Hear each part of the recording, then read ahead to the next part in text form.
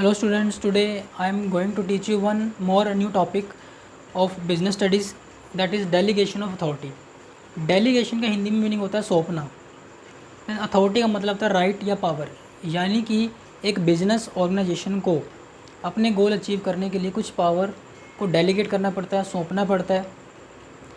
तो इसमें होता क्या है कि जो सुपीरियर हैं उनको अपने सबॉर्डिनेट्स को कुछ पावर देनी पड़ती हैं ताकि जो बिजनेस के जितने भी टास्क हैं वो ईज़िली कंप्लीट हो सकें। तो डेलीगेशन का मीनिंग करते हैं।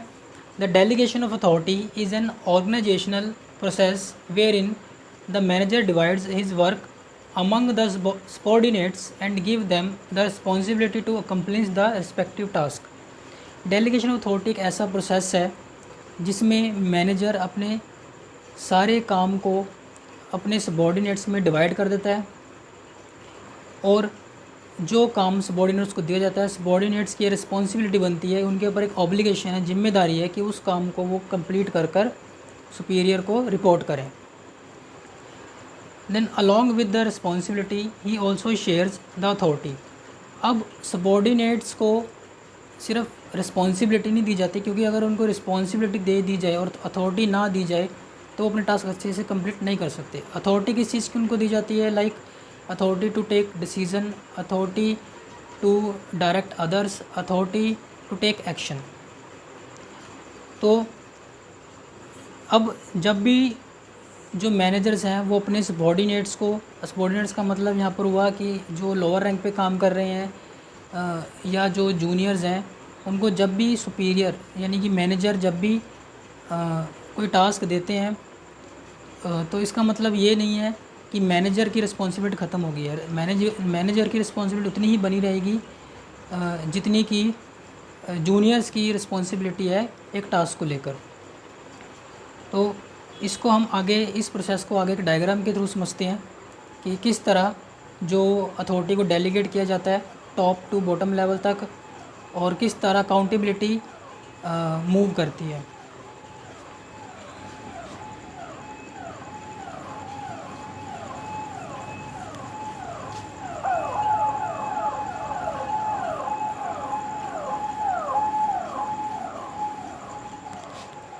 अब एक बिज़नेस ऑर्गेनाइजेशन में मैनेजमेंट लेवल होते हैं।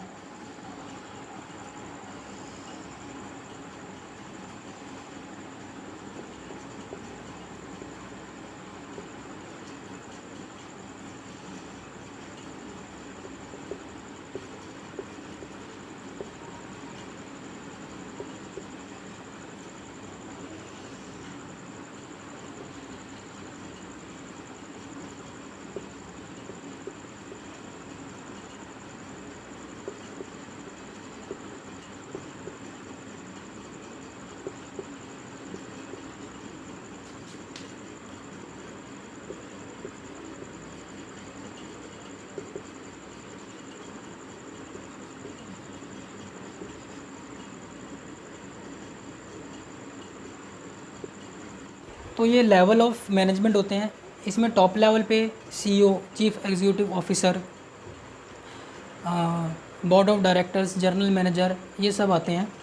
देन उसके बाद मिडिल लेवल में कौन आता है? मिडिल लेवल में जितने भी डिपार्टमेंट्स के हेड हैं वो आते हैं सारे। जैसे सेल्स डिपार्टमेंट का सेल्स मैनेजर हेड है, प्रोडक्शन डिपार्टमेंट का प्रोडक्शन मैनेजर हेड है, परचेज़ डिपार्टमेंट का परचेज़ मैनेजर हेड है। तो वो सारे हेड इसमें आते हैं। लोअर लेवल में कौन आता है? लोअर लेवल में foreman, supervisor, section officers, clerk, ये सारे आते हैं।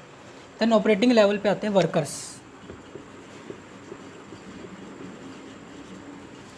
ऑपरेटिंग लेवल पे हमारे पास आते हैं जितने भी वर्कर्स हैं वो आते हैं।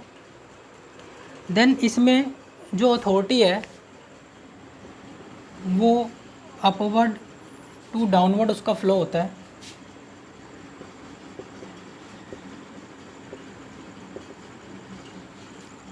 और जो अकाउंटेबिलिटी है वो डाउनवर्ड टू अपवर्ड उसका फ्लो होता है।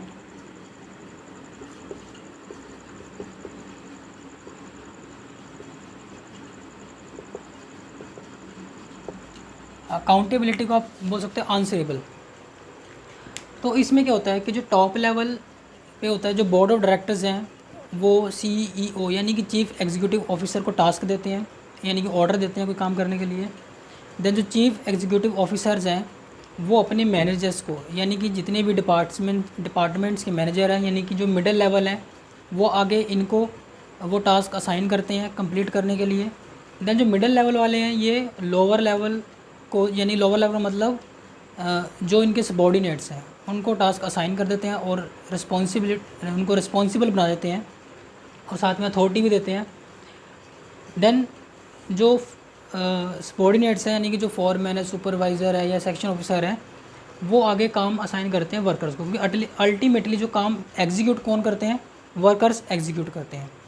इट मीन्स कि जो इसमें देखो कि जो डेलीगेशन ऑफ अथॉरिटी है वो अपवर्ड टू डाउनवर्ड चल रही है। देन उसके बाद अकाउंटेबिलिटी कैसे चलेगी, वो डाउनवर्ड टू अपवर्ड चलेगी, मतलब कि जो सबॉर्डिनेट्स हैं वो अपने सुपीरियर को आंसरेबल होंगे। अकाउंटेबिलिटी का मीनिंग ये है यहाँ पर। तो ये आपको आई होप कि अच्छे से समझ में आ गया होगा कि डेलीगेशन ऑफ अथॉरिटी होता क्या है और इसका जो किस तरह इसका फ़्लो होता है। आगे हमने करना है एलिमेंट्स ऑफ डेलीगेशन।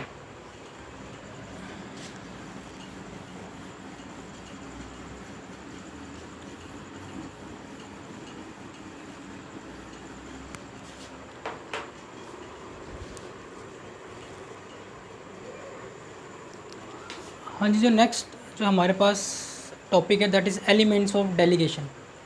अब इसमें देखना है कि डेलीगेशन के 3 जो प्रिंसिपल पार्ट कौन कौन से हैं। फर्स्ट है assignment of work responsibility. Delegation of authority में क्या होता है कि एक तो हम वर्क असाइन करते हैं सबॉर्डिनेट्स को और या कह लो रिस्पॉन्सिबिलिटी देते हैं।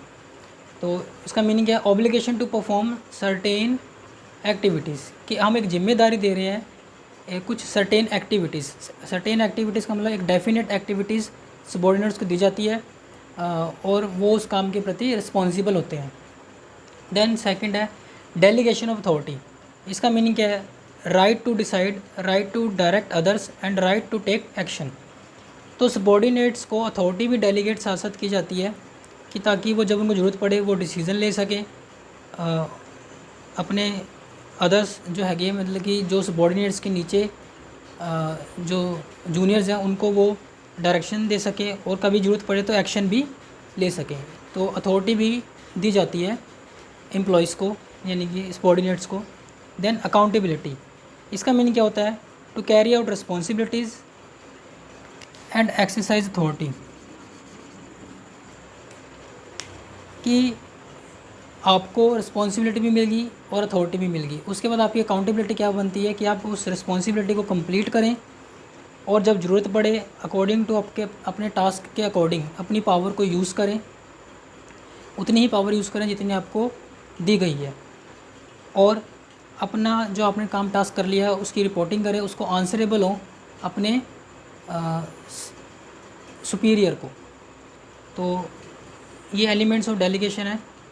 तो आई होप आपको अच्छे से समझ में आ गया होगा कि डेलीगेशन ऑफ अथॉरिटी का कॉन्सेप्ट क्या है, उसका किस तरह से डेलीगेशन ऑफ अथॉरिटी फ़्लो करती है, अपवर्ड डाउनवर्ड, डाउनवर्ड अपवर्ड, वो सारा हमने डायग्राम के थ्रू कर लिया।